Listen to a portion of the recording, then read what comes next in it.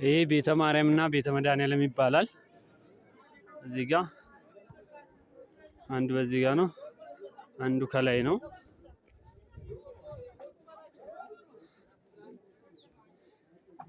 መጀመሪያ ላይ ያየነው ቤተ ጊዮርጊስ ነበረ። እንደምታዩት የሰው ውስጥ ለውስጥ ነው የሚሄደው። እኛም ጎብኝተን ወጥተናል።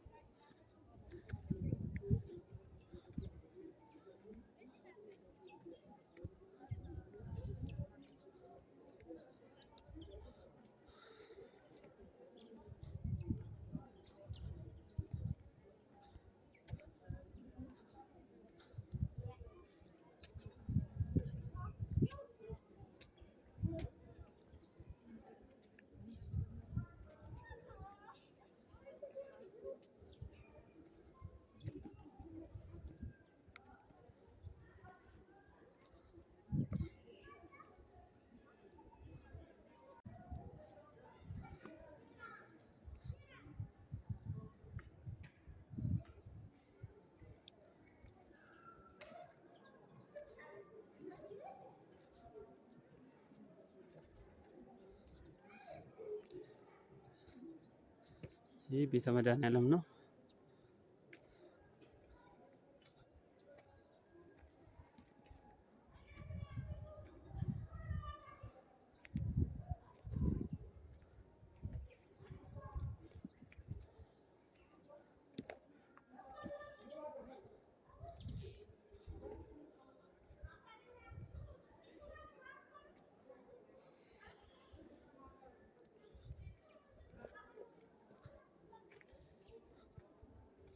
ይህ እንግዲህ እንደምታዩት ነው።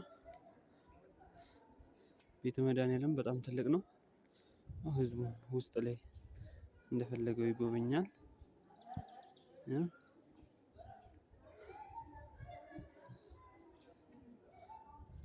በቀጣይ ቪዲዮ ውስጡን አሳያችኋለሁ።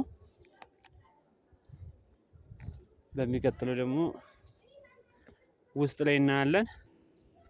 ለጊዜው ይሄ ውጭው ነው።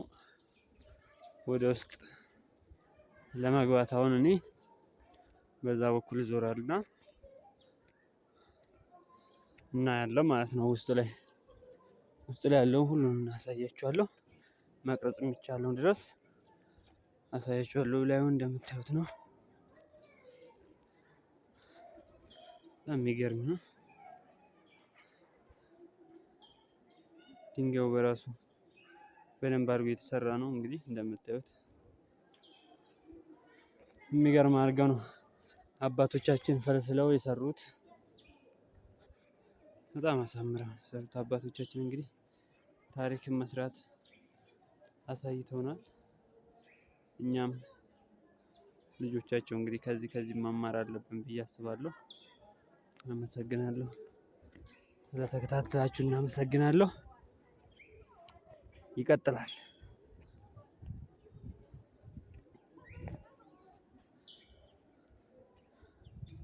አስጎብኛችሁን የነበርኩኝ ደህና ሁኑ ባይ